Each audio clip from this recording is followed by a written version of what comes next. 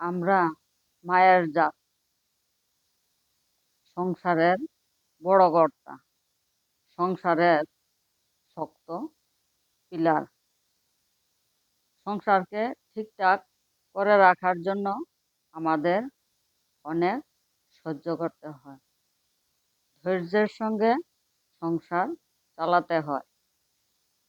রাগ করা আমাদের মানায় না। সংসারে সকলকে নিয়েই চলতে হয়। ছেলে মেয়েদের স্নেহ ভালোবাসার দ্বারাও শাসন করা যায়। বয়সের কারণে তারা ভুল পথে যেতেই পারে। কড়া করে শাসন করব না, ভালো মন্দ বিষয়ে বুঝিয়ে বলবো। তাহলেই তো সার্থক মা হব। ঈশ্বরকে মনে মনে ডাকলে তিনি বুদ্ধি দিয়ে চালিয়ে নেন।